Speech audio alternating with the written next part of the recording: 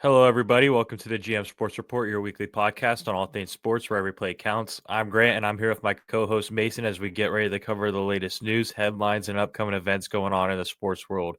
Make sure to like, comment, and subscribe to see all things GM Sports Report. Mason, how are you doing today? I'm doing good, Grant. I'm ready to get into it. Got a lot of exciting stuff to talk about. How about you? Yeah, I'm also fired up right now. We're in the heat of the MLB season right now, so we got a lot to talk about there. And then obviously NFL preseason has begun, so we're almost back to the NFL season, and I'm excited to talk about Mhm. some stuff there. And with that being said, we're going to start out this episode like how we start out every episode, and that is with our hot take of the week. I think I know where you're going with this, but I'll let you go ahead and begin. All right. The Shador Sanders glaze is unreal. Absolutely freaking real.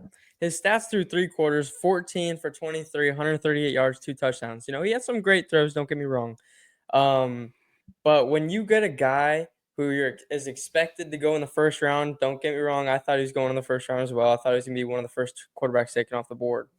But he goes to, what was it, fourth, fifth round, whatever it was, and then he comes out, has a decent preseason game, and he's talked about like one of the best prospects in football we've seen ever. And like I'm like, what are we doing? At least treat him like he's gonna be like he was a first or a potential first round pick. Now he's been like talked about like he's a diamond in the rough or something, proving all the haters wrong, and like a whole revenge thing. Which whatever. He might be able to kind of work his way up the depth chart, but it's one game, and it's not like he put up 300 yards and five touchdowns or something. He played three quarters and just got above 100 yards and two touchdowns.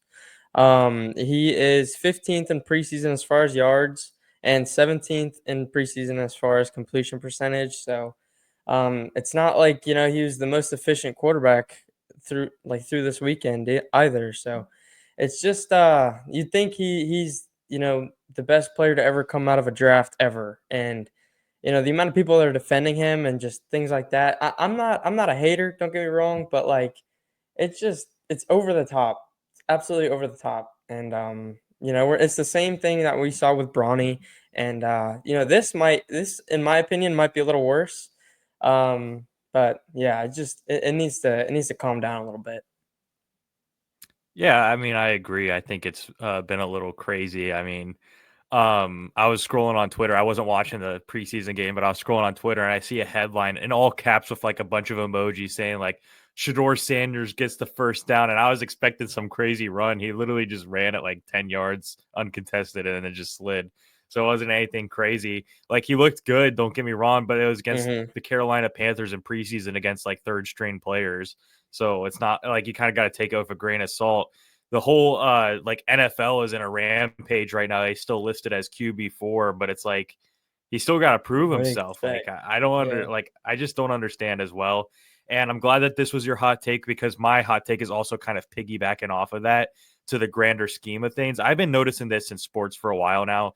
Just the mainstream sports media in general is just getting out of hand with their biased opinions and agendas that they need to push. With the NFL, we see it all the time with Shador Sanders, but also if you turn on Hmm. First Take, they're either talking about the Cowboys or Aaron Rodgers. They don't talk about anything else. Like the Falcons can Hmm. go sign like some crazy player today and they won't talk about it at all. They'll still talk about what's going on with Micah Parsons and the Cowboys and Dak Prescott Yeah. and if Aaron Rodgers is going to have life with the Steelers this year. And it's in other sports too. I mean, you go and look at the NBA, they're only talking about the Lakers or they're only talking about Joel Embiid and the 76ers or Bronny James. And it's like, I haven't seen them on SportsCenter, ESPN talk once about the Oklahoma City Thunder, who are well on their way to creating a Being dynasty a over there. They dynasty. they are Yeah. a fantastic team, and they haven't been talked about once. And then you go over to the MLB, and all you see is Shohei and Judge. Shohei and Judge. They're great players. Don't get me wrong; like they deserve to be talked about and celebrated. But if you look at the Milwaukee Brewers right now, and I hate the Brewers, we know this, but they are putting together one of the best stretches in baseball we've ever seen. I think they're like 47-15 in their last however many Something games. It's crazy. an Yeah. unbelievable stretch by a team that really wasn't hyped up at all coming into this season, and it's not being talked about at all. The Seattle Mariners are 9-1 in their last 10 games. You'll never hear a word about it. It's getting out of hand with like ESPN and Sports Center, Bleacher Report, all these mainstream things. They all have to get their agendas across, and it's over the top. Like, it gets to the point where it's super out of hand. And it doesn't feel like they care about like sports as much as pushing their agendas and opinions across. And it's really upsetting to Mhm. see. That's kind of the reason why we wanted to even make this podcast in the first place, is to give a kind of a unbiased, shout out players and teams and organizations that don't really get talked about enough. That's why we do like Underdog of the Week and those sort of segments to, shout those people out. But yeah, that's just how I feel. It's something I've been upset about for a while now, because it's through every sport. It just seems like they talk about the same two things over and over again. Mhm. Um, and it's frustrating to see. So yeah, I'm glad you did that as your hot take, so I could kind of piggyback off of you there. And yeah, I had to get that off my chest. Yeah, no, I mean, I completely agree. They're all just going off of what, the clicks are. It's all for clicks, It's been like Exactly. that for, I think it wasn't like that when like early like mid 2010s, I think.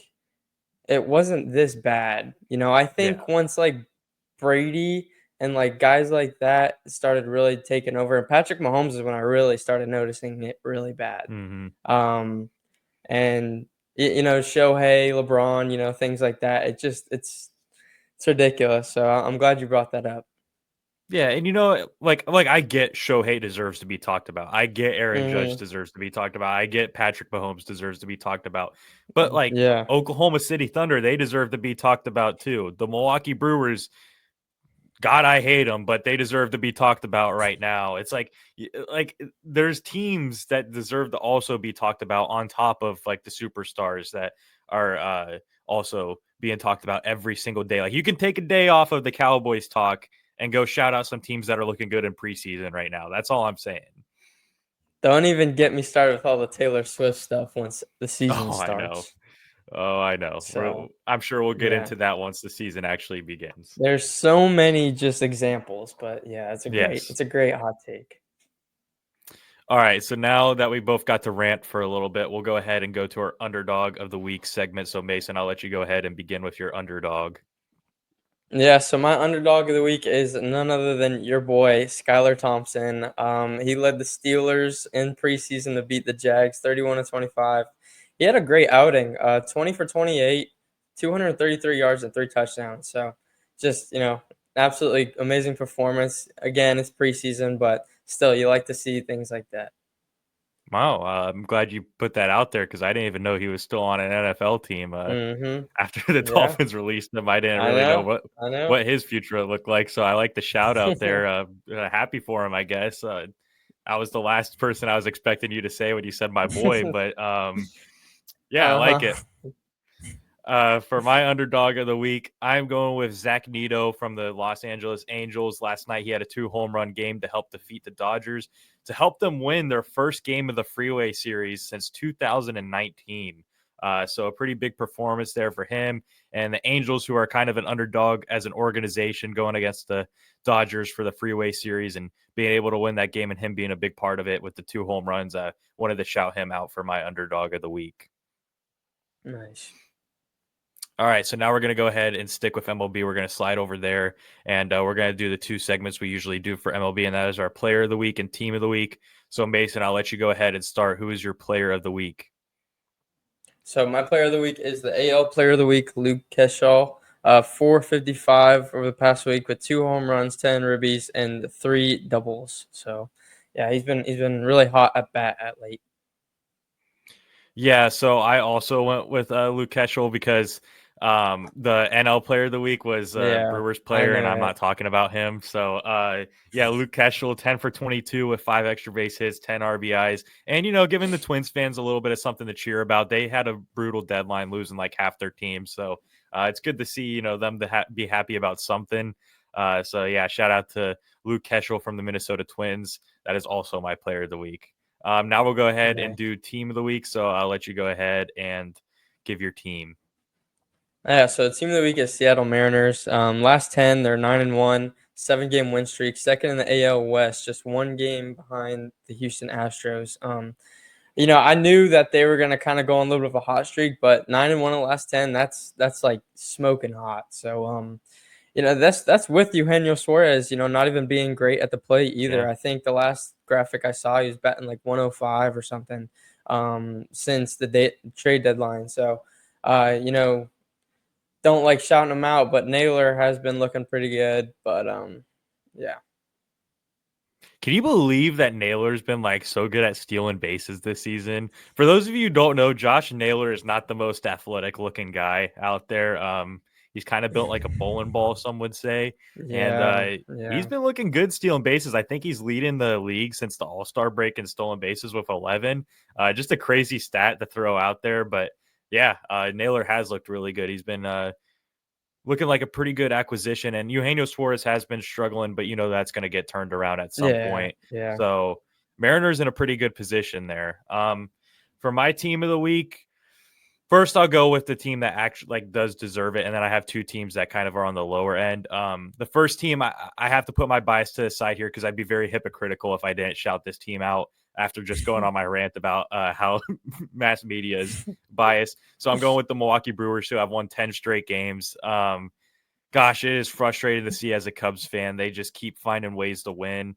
Now their offense is incredibly hot. Beforehand, it was their pitching was incredible, and they were just finding ways on offense to get the job done and win these games. Now their offense is exploding, and they're winning games by blowouts now. So they look like a team that it will win the NL Central. I do not think the Cubs will have any chance to win the NL Central. I think if the Cubs want to get into the playoffs, they have to get a wild card spot. But yeah, it's incredible what the Brewers are doing. Like I said, one of the best stretches we've seen in recent history. And you look at that team, and it's not like big superstar names outside of Yelich and William Contreras. It's like really just a lot of guys that just know how to get the job done. And there's some respect in that. Just players that play the game the right way, and obviously it's working for them. So 10 straight wins, have to go with the Brewers for my good team of the week. Now I have two teams that are kind of on my not so team of the week, I guess you could say. And that's the New York teams. The Yankees are 3-7 in their last 10, and the Mets are 1-9 in their last 10. And it's looking rough for both those franchises right now. Both had been considered for biggest trade deadlines, and it hasn't looked too good since. I'm not saying it's like strictly the guys they traded for his faults, but they've just been brutal. And I saw someone saying something that I completely agree with. How exciting would it be to see both New York teams out of the playoffs for once? And I can completely All agree with right. that. It would be very nice to see that. The Cleveland Guardians are now one game back from the Yankees for that final wild card spot, and the Reds are 2 games back from the Mets for that final wild card spot. So the New York teams are in a little bit of danger right now. I do think both will make it in, but it's something to keep an eye out on during the stretch to see if they fall out of the playoffs, and that would make me very happy if the New York AL team specifically made it out of the playoffs. Wow, why? Why the AL team? Why not the It would NL just team? be nice change of pace, like you said, the Mariners, the Guardians, those teams they I deserve don't their care shot. about them. Like, what aren't the Mets, I guess, in some kind of competition with the Cubs as far as like wild card stuff? The Cubs have the first wild card spot with like Oh, okay. from the Padres are behind them by 1.5 games, and then it's the Mets in third, and they're like 5 games back from us right now. So the only team really posing a Whatever. threat to us right now is the Padres. Right. So why bring up the Yankees hate? This is a team of the week segment, and we've been this before where it doesn't have to just be good. We talk about bad teams sometimes, and Okay. I think the Yankees have been pretty bad lately. No. So I All was just right. throwing that out Next there. segment. Next segment. Okay. Next segment. All right. This will cheer you up a little bit because now, like I said, the NFL is back sort of with preseason and training camp. So something we used to do during the regular season that I liked was our 3 takeaways from every week. And since it's sort of, Yep. the first week of preseason, and I want to also talk about training camp as well, I thought we should do Yeah. a segment where we give our 3 takeaways so far of NFL preseason and training camp. So I'll let you go ahead and begin with your 3 takeaways. Yeah, so mine have just been off of preseason just because I've really been looking into that more than all the teams' training camps. There's just so much to dive into with every individual team on who's doing what where, and preseason really gives a showcase on guys earning a spot. So my first takeaway is Cam Little, the Jacksonville Jaguars kicker, 4 for 4 for field goals, and including a 70-yard field goal, which breaks the record, the NFL record, by 4 yards previously, or I guess still owned by Justin Tucker. Um, it's I'm kind of a little annoyed that it doesn't count, even though it's preseason. Just because that's something that doesn't, I think, you know, need different skill for, if that makes sense, from preseason to regular season, because that's just a single feat. It's just the kicker and his leg. So absolutely insane, 70 yards. Huge shout out to him. And I couldn't go all through the takeaways without, mentioning my Giants. You know, Dart looked good. 12 for 19, 154 yards, touchdown and a touchdown. I'm not gonna be glazing him like, oh, he's so much better than Shador, because I'm not, like you said, with the mainstream media, I'm not doing that. The Giants win 34-25 over the Bills, and Abdul Carter had 6 plays where 3 of them were rush attempts, and he had 100% rush success against All-Pro tackle Deion Dawkins, which that's great to see because he's listed as one of the best tackles in the NFL, and Abdul Carter just killed almost every time. And then the last takeaway for the Giants, what's it? Montreal, Washington, 3 receptions, 60 yards, looked great with the run after catch. He looked really good, and it's sad that we're probably not going to sign him just because of how many receivers we have. And then my last takeaway is the Broncos backup, Jarrett Stidham, 14 for 15, 136 yards, 2 touchdowns, and 3 rushes for 36 yards. He looked really good. I know he was kind of in competition last year between him, Zach Wilson, and Bo Nix. But it's cool to kind of see him do good as well. But yeah, those are my takeaways. Yeah, I like it. I agree with all 3 of those. For my 3 takeaways, I did 2 kind of on preseason and one of them kind of just training camp as a whole. The Mm-hmm. first one being Anthony Richardson is starting to look like a health liability. He's been getting banged up a lot over the last season, and going into this first preseason game where he got the hand injury or finger injury. Sorry. Mm-hmm. It's just starting to look like a little bit of a liability to me. He's starting to look a little fragile to me.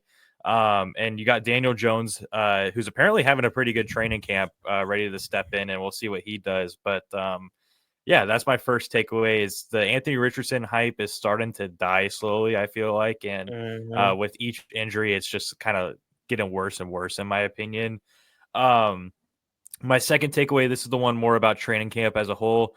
These contract situations need to start getting figured out here. It's not just Micah Yep. Parsons. Obviously, that's the big one, but Terry McLaurin also going through it right now. James Cook for the Buffalo Bills going James through it. Cook. Yep. Trey Hendrickson, who's a big name, struggling to find a deal. So it's a lot of these guys that are missing very valuable time. I mean, you were stressing this a lot last season with the Brandon Ayuk situation, and that's how we Oh my saw it. Like goodness. he missed all that time in training camp and preseason, came and played Oh finally, and he God. looked terrible, and then had a season-ended injury because realistically, his body probably wasn't prepared for a regular NFL season from missing all that time.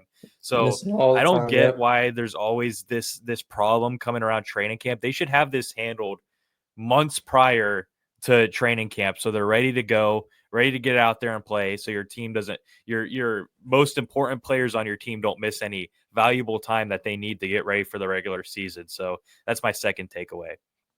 My third takeaway is also about Cam Little. I just had that he made a name for himself, a 70-yard field goal. Mm-hmm. Very impressive feat. A lot of these preseason guys are fighting for roster spots, and I think Cam Little just made himself a little bit of money with that 70-yard field goal. I'm sure a lot of teams are very interested in that. So, yeah, shout out to Cam Little, and those are my 3 takeaways.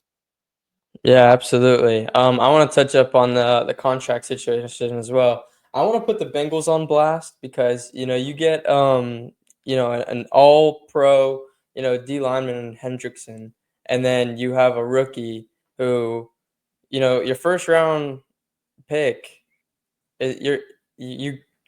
How do I say this? Obviously, there's something in the deal where both guys feel like that they're not looked at as valued, especially the first round pick, which that I don't know the exact details on, but the fact that both of those guys, are as valued as they are, and they can't get a contract underway with those, that kind of leaves a sour taste if you're front office for the Bengals. So, Yeah. yeah, just definitely an annoying thing as a fan just to watch. Yeah, especially after the Bengals are coming off a season where their defense was Yeah, absolutely you need atrocious, and the defense. reason they were losing Yep. all those games, and they finally have two. Like, well, they had Hendrickson last year, but that, like, the Mhm. focal points of your defense for this season, and they don't feel valued. Like that's crazy in a year where you need your defense to step up and have a big year, because the offense is there for the Bengals. That offense Offense is a is great. fantastic Yeah. offense, but the question marks are all around the defense. And yeah, I don't get that either, as a fan, like, noticing that situation. So yeah, these contract situations are just crazy to me. I don't understand Yep. why the owners want to watch their star players sit on a sideline and not be training with their team, building a chemistry, getting their body right, getting prepared for the regular season. I just don't get it. But it is what it is. Mhm. All right, so now we're going to go ahead and slide over to UFC 319. That's happening this Saturday. We're really only going to talk about the main event because the rest of the card is a little bit of a letdown, if you ask me. So the main event is Dracus du Plessis versus Khamzat Chimaev. Mason, who do you have winning this fight, and how? I'd love to see Kamzat knock out DDP in 2 or 3. I just can't stand Dricus Du Plessis. Um, I think he's a boring fighter. Just gonna be honest. I think he's a boring fighter, and that's from watching him against Strickland. When they fought, but it's just he doesn't do anything. He's just standing there. And Kamzat, he's 14-0. He's undefeated in MMA, and then Drix Du Plessis coming off 11 game or 11 fight win streak. So yeah, we'll see. But I'd love Kamzat to knock him out. Yeah, I'm going with Kamzat as well. I don't really know how it'll be done. I think if he wins, it'll probably Right. be a knockout. He's just the more aggressive fighter. Dracus Du Plessis, he's just that fighter that knows, like, what he needs to do to win, so he starts spamming it. Like, we Mm-hmm. saw it against Izzy, we saw it against Sean Strickland. Like, he just knows what he has to do to win, and he does it, so it makes a boring fight, in my opinion. Kamzat, on the other hand, is the complete opposite. He's going in there to try to kill someone. So Yep. I'm hoping that Kamzat wins this fight. I know there's a lot of questions about his health nowadays because he Mm-hmm. deals with a lot of sickness and stuff like that. But if he's fully healthy, I can see him winning this fight via knockout. So looking forward to that. And I'm sure we'll break that down more next week after the fight happens. And now we're going to slide into our last segment of the show. It's going to be a top 5 list. And basically, for this week, what we're going to be doing is how we see the first 5 picks for fantasy football, because obviously the fantasy drafts are starting. I'm sure everyone's getting those TikToks of how you should draft this year, and if you have pick so and so, how your draft should go. So I thought it'd be fun to just kind of give who, if we could pick the order of the first 5 picks, what it would be 1 to 5. So Mason, I'll let you go ahead and give your top 5 fantasy football picks. Yeah, so I think one undoubtedly goes to Saquon Barkley. Well, maybe there is a little bit of a doubt because, they say him or Jamar. So, but if it was me, I'd pick Saquon. Just a guy like that behind that O line. You saw what he did last year, and I only expect better numbers for Saquon this year. And then 2, I'm gonna put Jamar. It's a lot closer than I actually thought coming into the podcast, but yeah, Jamar. And then at 3, I've been seeing a lot of guys put Bijan at 3. Um, I was surprised he was going up this high. I honestly don't know. I'm not as huge in fantasy as Grant and a lot of other of our friends are, as far as points and all that. But Bijan was at 3 and Justin Jefferson was at 4. I'd probably put Justin at 3 and then Bijan at 4, and then 5 was either Jameer Gibbs or CeeDee Lamb. So I think all those can kind of be interchangeable except for like maybe 1 and 2, but 3, 4, and 5 I think could go anyway. Yeah, I like it. A lot of similarities in my list. For the number one pick, as someone who was blessed enough to have Jamar Chase and Saquon Barkley on my team last season because I made a crazy trade after week one with one of my fellow teams where I traded Isaiah Likely and Stephon Diggs for Jamar Chase. I don't know why he accepted that trade, but I'll take it. I got to have both of them. So for my number one pick, I'm going with Jamar Chase, actually. That dude was an absolute baller for me, and I think it's going to continue. I think Joe Burrow is going to be an MVP finalist this year. Yeah. I think he's going Yep. to have a fantastic season. I think a big reason of that is going to be Jamar Chase. Obviously, you have T. Higgins there as well, who's going to be a great option, and then Chase Brown, who's a solid running back. But I'm going with Jamar Chase at my number one option. And then the next three picks are all running backs because I think fantasy is really turning back to running back heavy if you want to be successful. Because for a while it seemed like you needed a good wide receiver, but now I feel like the last two seasons it's been really running back heavy if you want to have a lot of success. So I'm going with Bijan Robinson at number two. I know that's a hot take, Mm, putting him above Saquon, but he seems to be the consensus number two. I think everyone's gearing for him to have a breakout year. And yeah, that's my number two. Number three is obviously Saquon Barkley. I would have him at number two if the one thing is Jalen Hurts steals so many touchdowns from Saquon Barkley with that tush push. okay. There was Yeah. countless times last year where I'm watching games, I'm watching it on my app, seeing them in the red zone, and I'm like, I know that I see they're at the 1 yard line. I know Saquon's not getting the touchdown because Jalen Hurts is going to get tush pushed into there. So that's the one thing I have that is kind of putting him down a little bit for me. So I'm putting him at the number three overall pick. Number four, I'm going with Jahmyr Gibbs. I think he's a Yeah. great player, a great running back, and I think he's going to have a huge year this year with that amazing Lions team. And then number five, I'm going with Justin Jefferson. I think he's going to also have a really good year, and he has to be in your top five, in my opinion. But CeeDee Lamb, I could also see going at five as well. I think those are the two best receivers to get outside of Jamar Chase. So those are my five picks. Mhm. Nice. Yep. All right. Well, that's pretty much going to wrap up this episode. So thank you guys for tuning into this week's episode of GM Sports Report, where every play counts. Please make sure to like, comment, and subscribe to be able to see our weekly episodes on all things sports. For additional content, check the description to see links to our Instagram and TikTok account. This is Grant and Mason signing off for now. Have a great week, everybody. Thank you.